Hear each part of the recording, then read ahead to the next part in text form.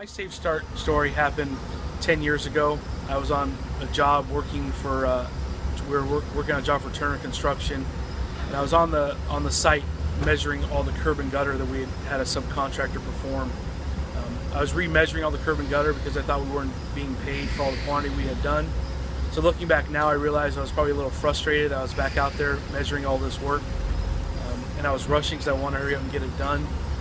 And so I had a measuring wheel, and I was walking in the gutter measuring the curb, and we had a crew that was on site, and we had an operator who was working with a skip loader.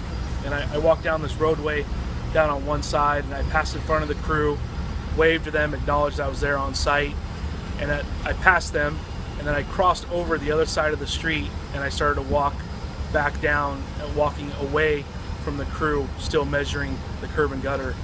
At this point, the operator and the skip loader started to back up he started backing up in an arc, and as he backed up, at one point he caught up to me and he hit me on my right lower leg with the Gannon box on the skip loader.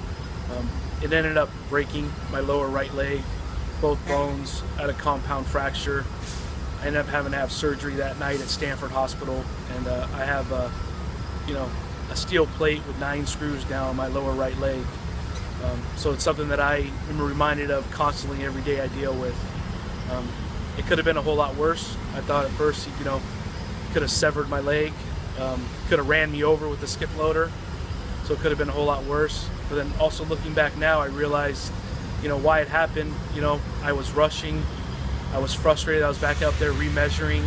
I definitely put myself in the line of fire, items like that, and I realized that if I would have just taken care of those things for me, if I looked after myself, I could have prevented the incident from happening. So that was my SafeStart story.